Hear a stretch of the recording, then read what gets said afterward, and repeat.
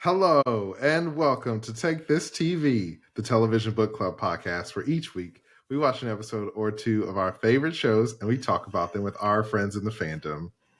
That's you, bud. This season, we're watching Three Body Problem. We're so happy that you're here with us, and I'm joined as always by the wonderful Kimberly Woods. Hello. Hey, hot potatoes! Today we're on episode 2, and it's called Red Coast.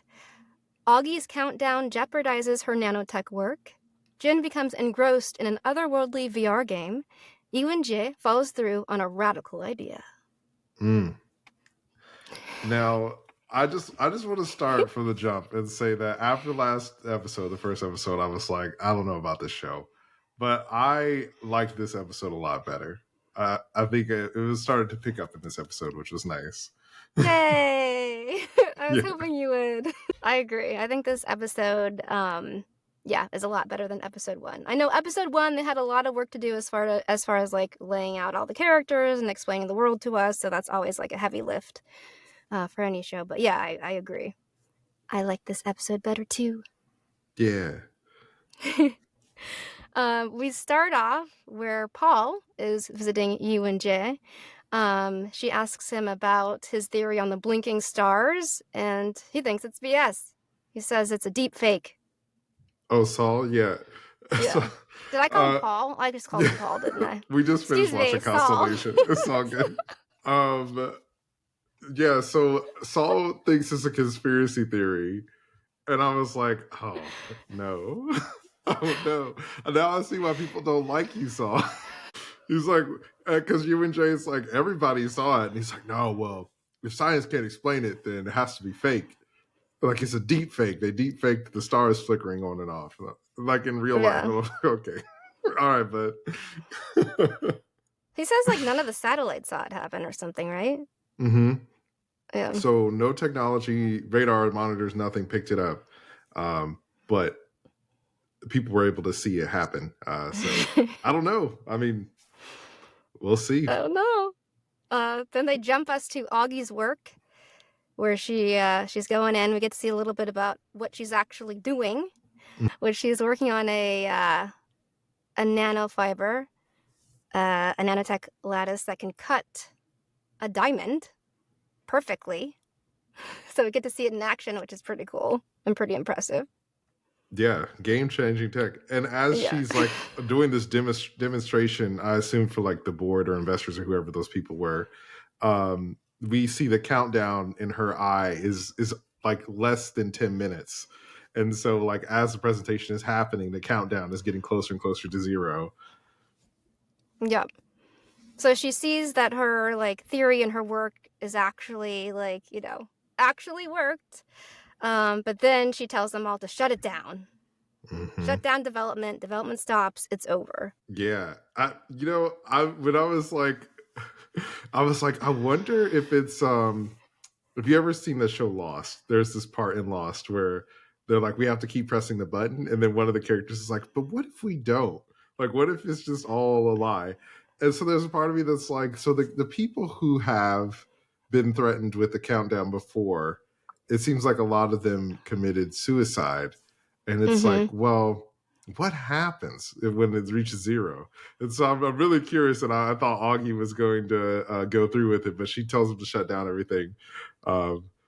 Which, like, everybody is kind of really confused. And the person who, I guess, is like her main investor or business partner or whatever seems pretty upset. Yeah, because it works.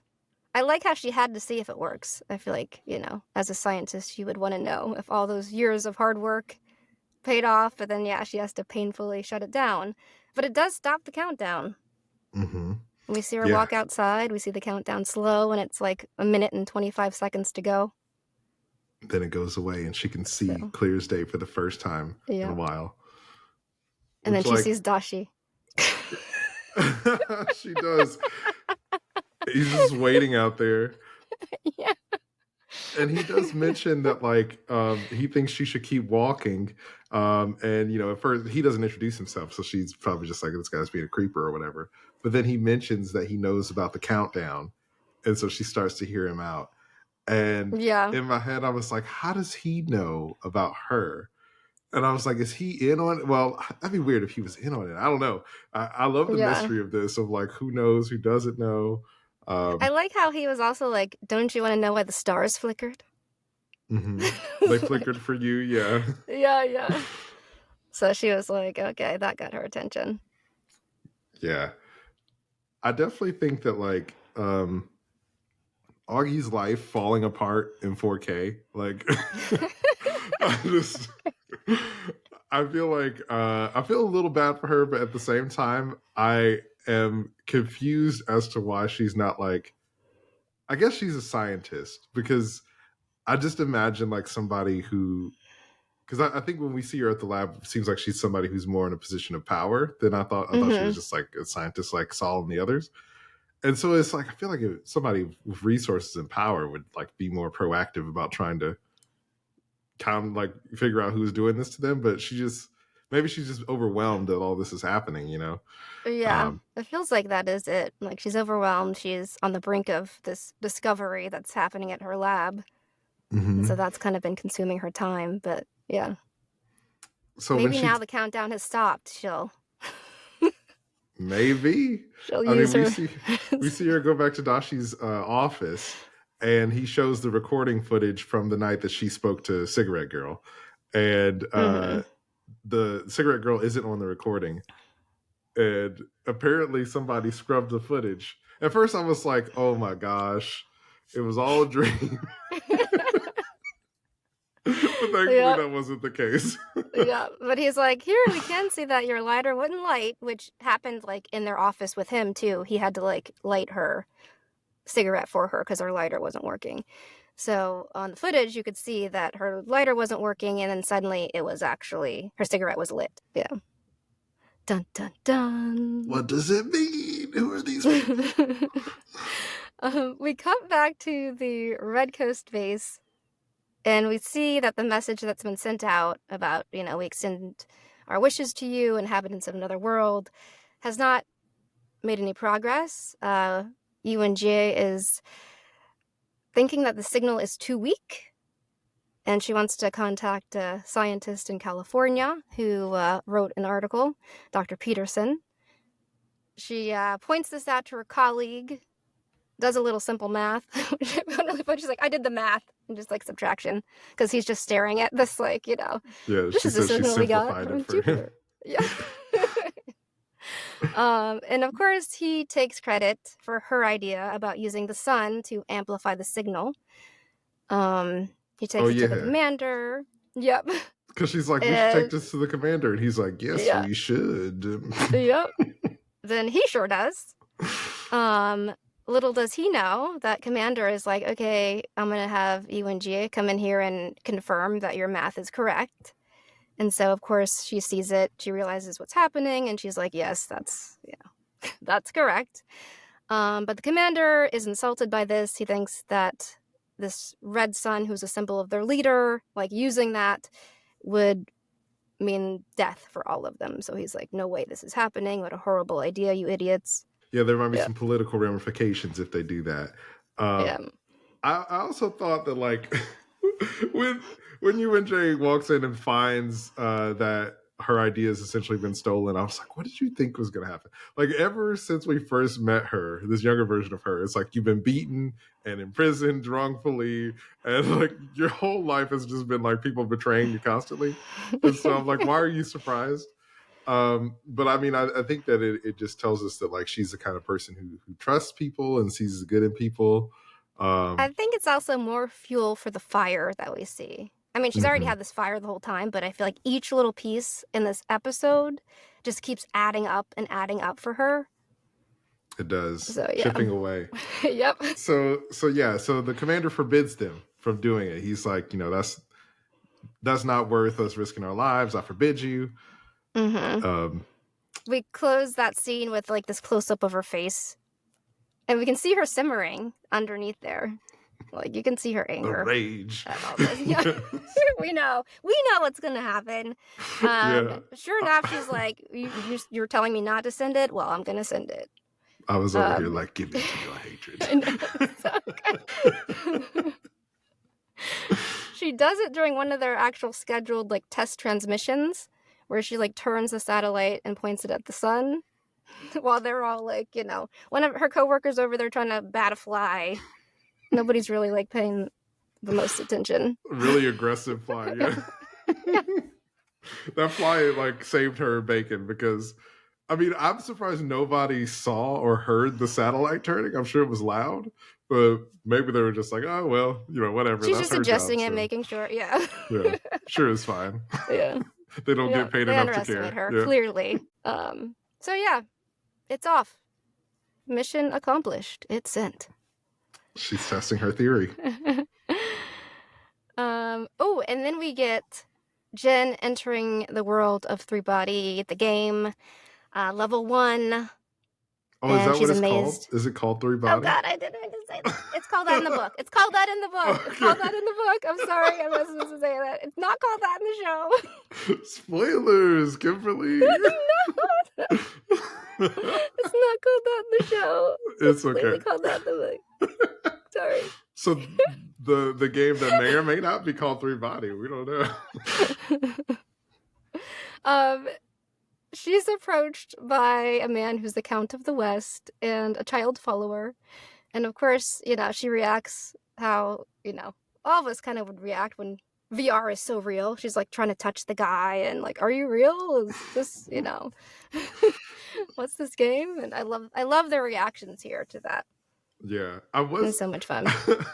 I was laughing pretty hard. Just, I'm glad that we get to see Jack later and see his reaction be different, because when Jen first gets into the game, I was like, this is a person who has never even seen a video game. Which, like, I feel like even in today's world, I feel like you have to be actively trying to avoid. I feel like games are everywhere now, even the ads and stuff. So it's like she's never seen a video game. She doesn't know anything about them. And I'm thinking like, we also kind of get to see her get acclimated to what this sort of type of fiction and make believe is like. Which I think is a cool way to sort of like make her a fish out of water. Of like, this is a person who's not like in that world or doesn't know anything about it. And so I thought that was a really interesting choice that they did. Yeah. So the audience could kind of have a way into it. Mm-hmm. Although I still feel like she had some experience. I feel like it was also an element that this was like VR tech that's like way beyond where they're supposed to be. Mm-hmm. But doesn't she say like, are you an NPC or are you a... So I feel like she has like some lingo that she's like pulling on. I thought Jack said that, or maybe it was her. I don't remember. But yes, she does start to catch on and like try to figure out if this is another person or if this is like an AI or something like that. She says her name, her actual name, and the guy's like, please pick a better name. Befitting of a hero. So she picks Copernicus. Is that in the book? That is in the book. Oh, yeah. Cool. Okay. I was like, that feels like a thing from the book.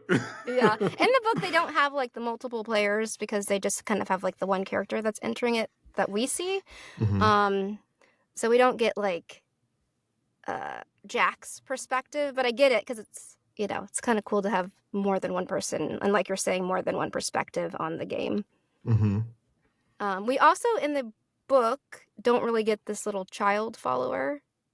Oh. Which I find interesting, and I think it's really clever of the show to do. Interesting. Okay. Yeah. So is the like the Count of the West, is he still there, or is he? I feel like somebody like that approaches. I don't know what his name is exactly, but I think there is like a figure that you meet.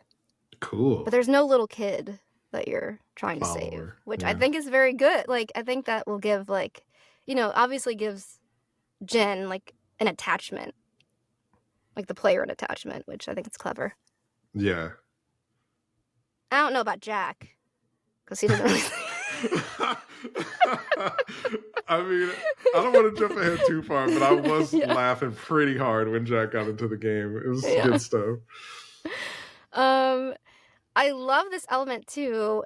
It's really cool to see it on screen of the dehydration process, because when Jen's first in there, we were introduced to the idea of there being chaotic eras, and we learn like, oh my gosh, this is the middle of a chaotic era. What does that mean? And so we see the shadows shrink. They have to hide behind the rock, and then the Count is like telling the little girl, okay, there's only enough room for 2. Get out there in the sun and dehydrate. Go ahead. And Jen is horrified, and then we get to see like what that process is, and it's so bizarre and so cool. Dude, I was What like, did you Jen, you're think? not gonna let this kid die. Like, come on, help save the kids.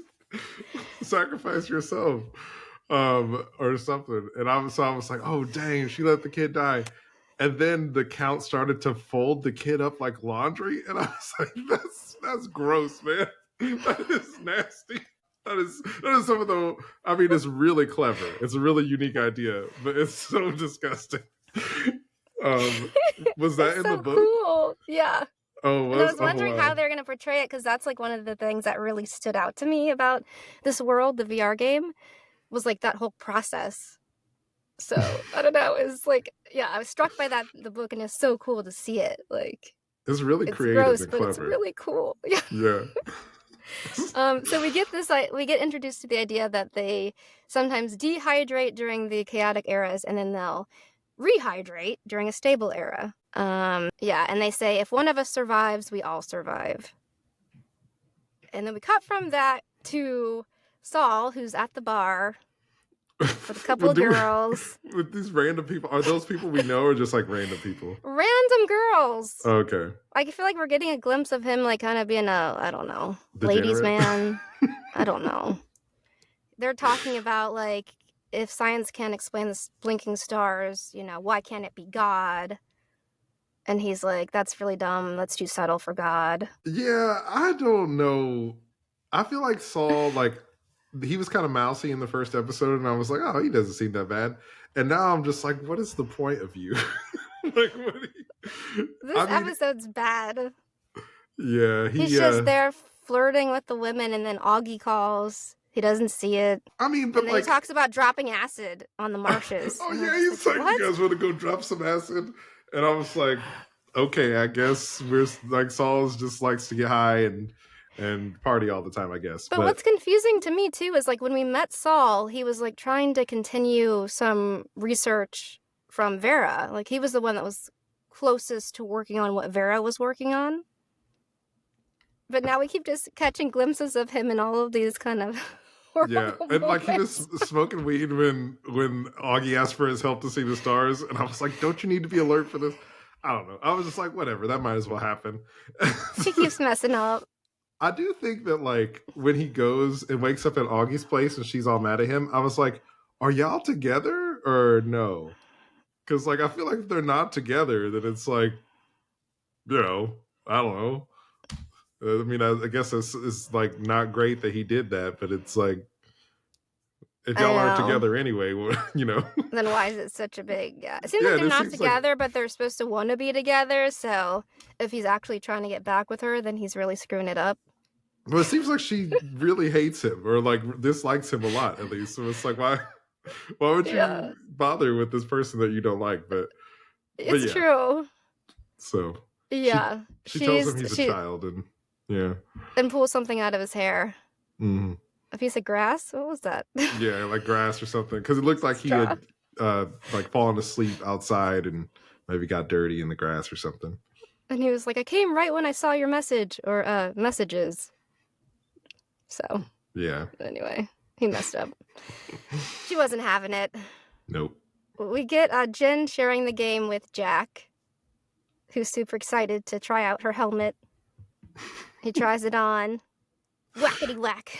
I really came around on Jack in this episode, because in the first episode I was like, this guy's just a jerk. But like we talked about in multiple shows we were watching, I love when they're like complex characters, and I think that we get to see that with Jack, where it's like, he is a jerk, but he also is someone who cares about his friends, and they're like, he mentions that because Jen's like, what does this mean? And he means it's the revenge of Jack Rudy, and something like that. So apparently he wants to use the helmet to get revenge on somebody. But yeah, no, going back to what we were saying earlier about when he first puts the helmet on before he gets his head cut off, I love that the cow, or whoever the dude, because he's like in England or somewhere different. Yeah. Well, no, sorry, that doesn't happen till later. So he puts the helmet on, and he's like, starts where Jen started, and then he's looking around, he's amazed, he's licking the sand, and then he gets Oh his yeah, head he cut tastes off. the dirt. Yeah. Jen's like, you tasted dirt? I thought he was gonna die when he died in the game. I was like, oh dang, I bet his head's just gonna like fall off in the real world or something. But I thought it was cool that it's not like the Matrix where if you die in the game, you die in real life. So. Yeah.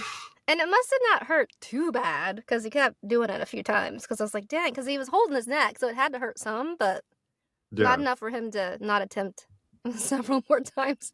Yeah, he was. But yeah, they were like, you're not invited. The lady shows up and slices his head off. Murder. I also like how Jen's like, maybe we shouldn't be playing this because this might have had something to do with Vera's death. And Jack's like, no, it's cool. No, don't be silly. When Jen said that, I was like, there you go. There's that brain cell. There it is. We cut to Dashi, who we see is like monitoring their conversation. Oh, through the cell phone? Bugged their phones at some point and is getting this like dialogue that they're having. Yeah, I was when I saw that, I was like, dang. Yep. I mean, that probably could happen right now. So yeah. Yep. We also see Dashi at the graveyard visiting his late wife, and he runs into the woman from the weird surveillance that visited Augie. Cigarette girl. And lit the cigarette. Yeah, cigarette girl. So as soon as she showed up, I was like, her tone and like her whole demeanor doesn't feel like you're visiting a relative at a graveyard. And I was like, come on, detective. Come on. I mean, like, we had a family lot. We would go visit relatives sometimes. And the vibe is just like, the vibe is not what she was giving off. No. So I was like, she's suspicious. And we do see that she's faking it when she says that she was there for a loved one or somebody. She made up some story. We see the grave and it's like a baby girl's grave. Mm-hmm. And she said she was like visiting her father. Yeah, she says she's visiting her father who got shot in the head. Yeah, which is like, whoa. Yeah, and he's like, ooh, sorry. And she's like, no, it's a good way to go. Quick. Yeah. It's like all right, I'm going to go. I mean, but I will say that like when that scene happened, I was like, oh, so she's real. She's not like an illusion or AI or hologram or any of that kind of mess. Like she's a real person. Yeah. And she didn't disappear because there was that shot where it was like we see him leave and then it kind of like swivels this way and it was like, is she going to be gone? And it's like, nope, we still get a shot of just her and then the pan down to the gravestone. Mm-hmm. So yeah, she was there. So something's up. There's some organization or somebody's doing something. Yep. What if Saul is right? What if it's all fake? We've been in the game the whole time. Jack Rooney arrives home to his present. He has now been invited to join the VR world. The three nice body thing with his name on it. Sorry, it's the name of the show. I'm just giving you a hard time. I meant to put a note like this is only in the book, and I didn't put a note. No, it's cool to know. So he gets his invitation, immediately puts the helmet on. No time to waste. No. And somehow these people have gotten in here, you know, he has this like fancy smart house. So the people have come in, left him a present, gotten in somehow.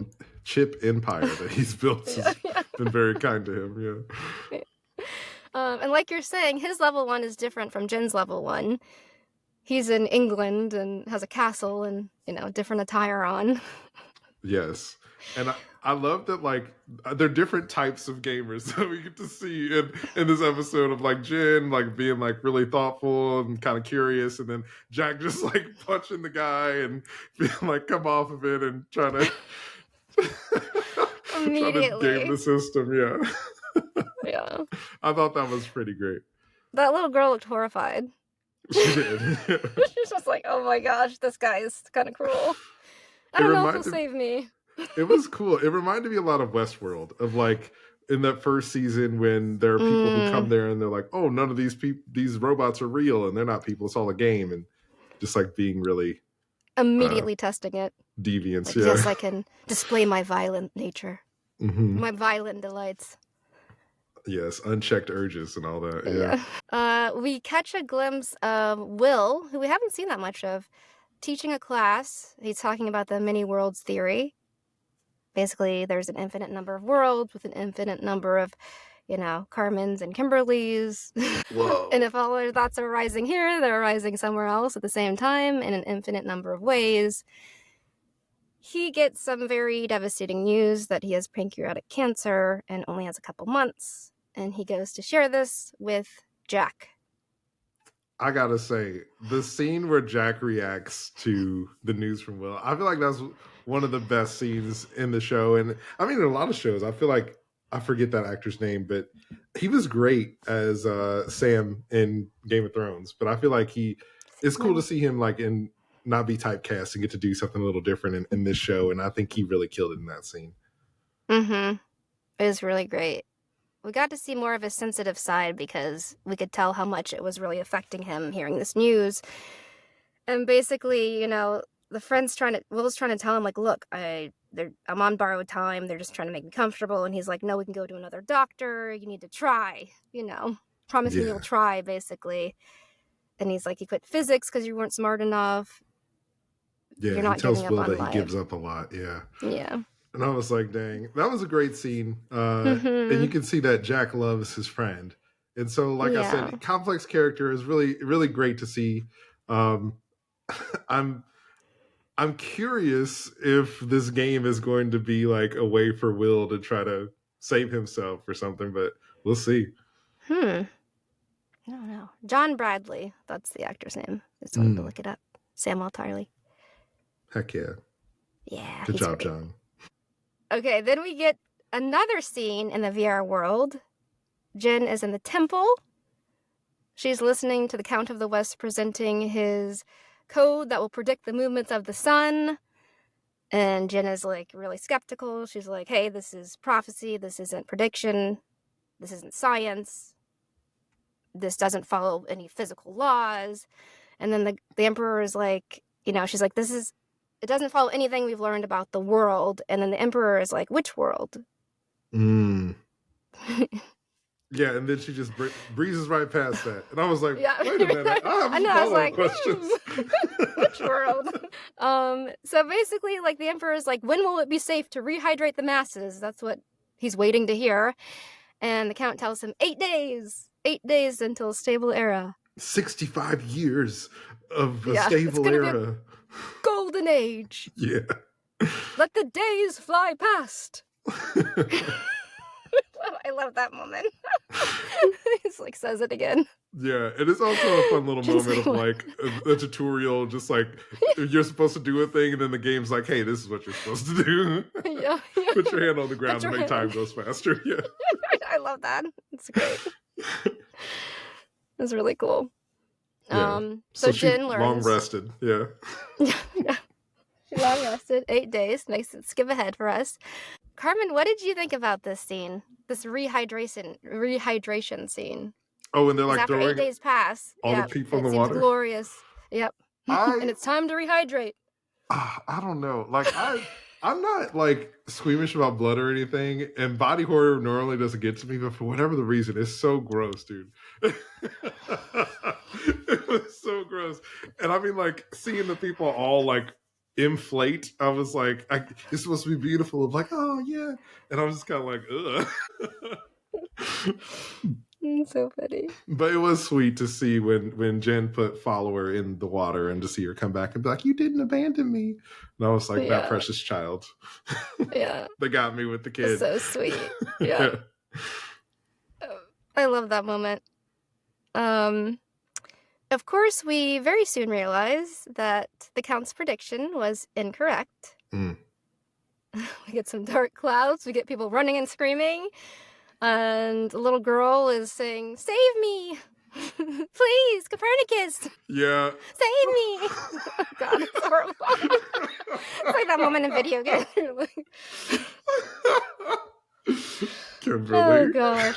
It's horrible. Yeah, so there's like everybody's trying to crowd to get out of the freezing blizzard or whatever. And Jen is like, I'm going to run straight through this crowd of people. I exist in 3D space, but instead of going around, I'm going to go straight through this crowd of people to get to this child. I guess she doesn't see her because we see like a top-down view, so she's looking for the kid. And it's probably she just hears this frantic voice. Yeah. Yeah.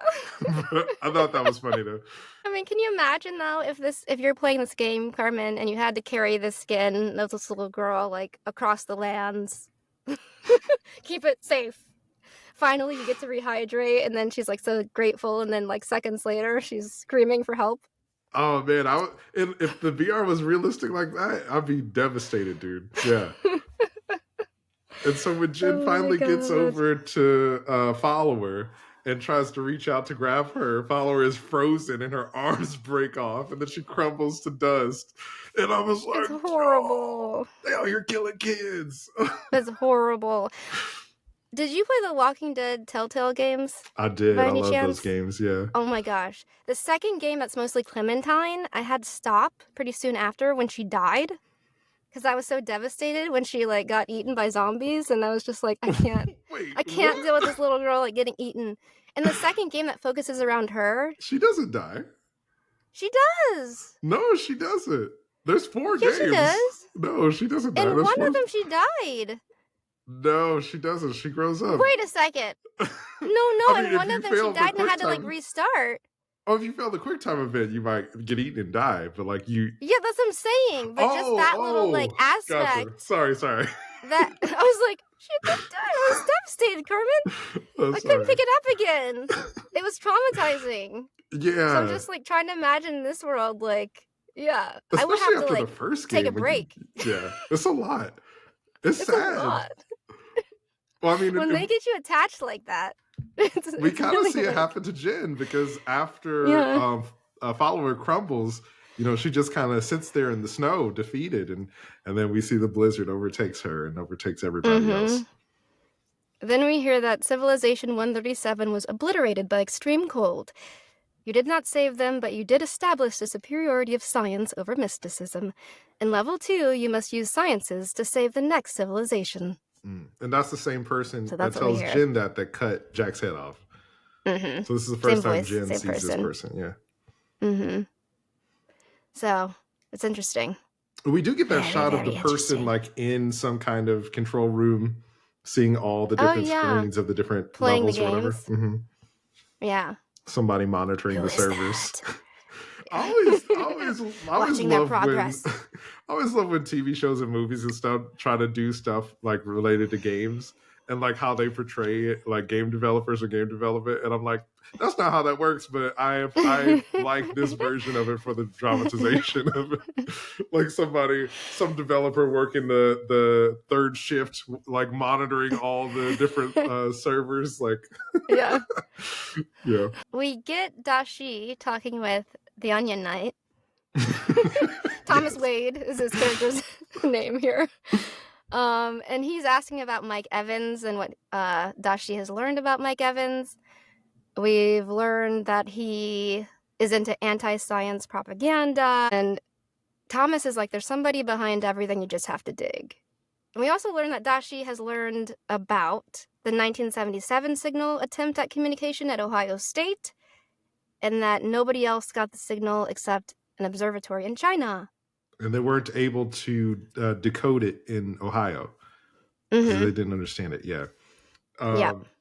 When they were talking about Mike Evans, I was like, there's going to be a flashback, and we're going to see Mike Evans. He'll be young and hot. And it's going to be like, yeah, he's into like all this problematic stuff now. But back then, he was an absolute smoke show. Just a snack that everybody wanted to take a bite of. That's hilarious. Yep, I knew it was coming. I love that. Yep, so we cut to that snack meeting Wenjie. Yeah, I was like, they're gonna bang.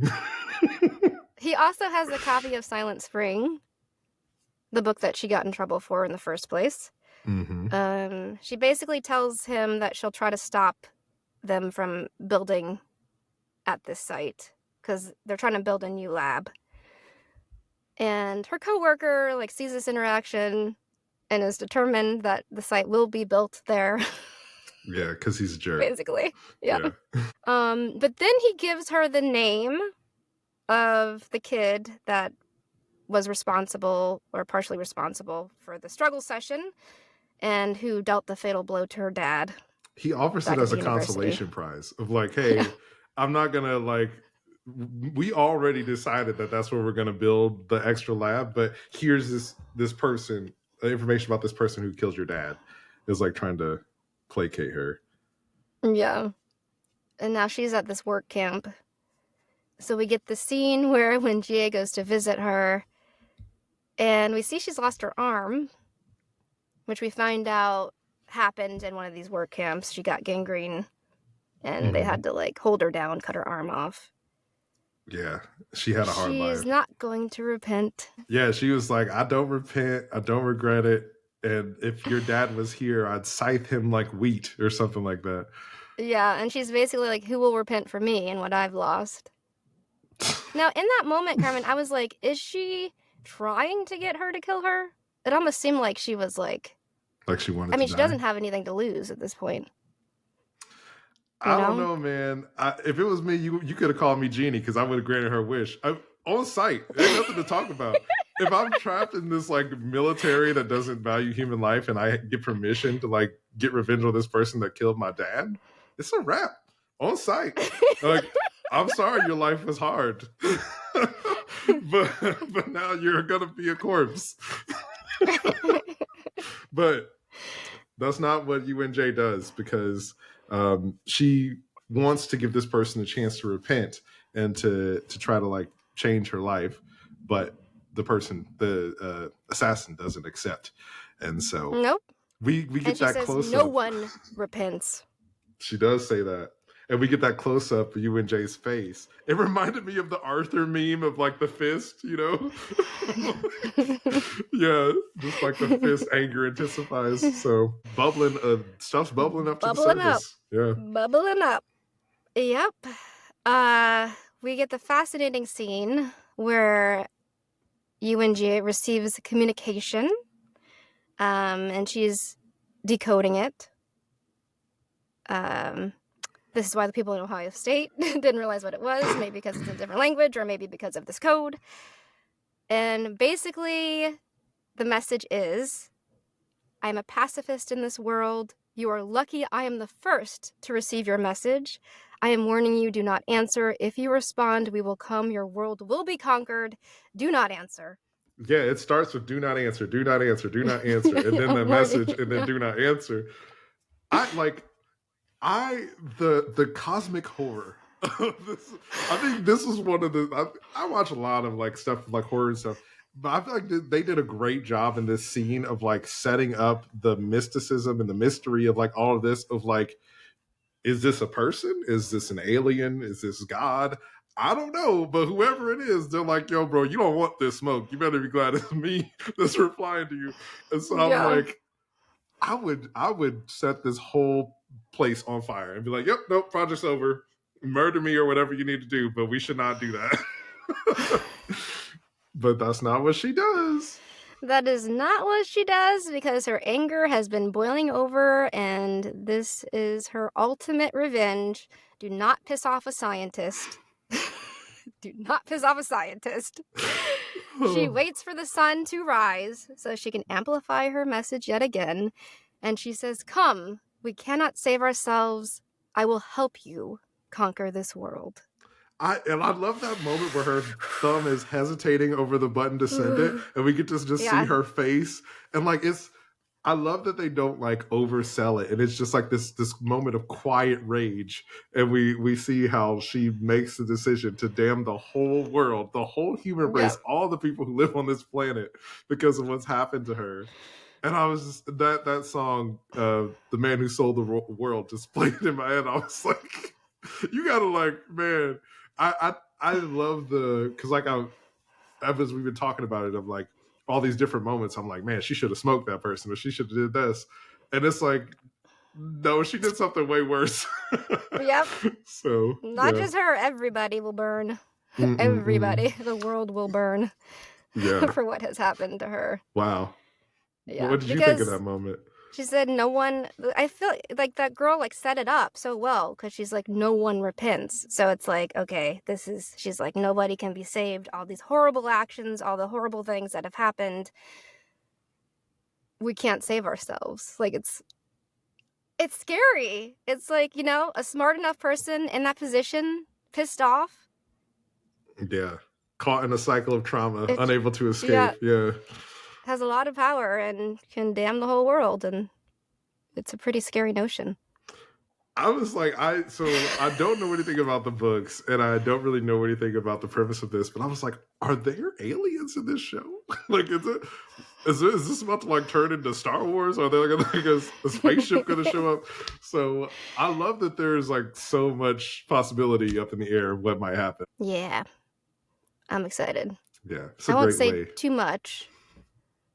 I mean, I'm not caught up on the books either, so I don't know everything either. But I'm just, be But quiet. you know some stuff. And let you theorize. I do know some stuff. Uh-oh. I mean, honestly, I don't know. That was a great way to end the episode. I just want to know what happens next. Me too. Yay. Well, I'm glad you're liking it, Carmen. The second episode more, so. Yes. Woo! Thank you, everybody, for joining us. Follow us at Take This TV on TikTok and Instagram. Let us know your thoughts. Are you loving this? Thanks for joining us. And remember, it's dangerous to watch TV alone.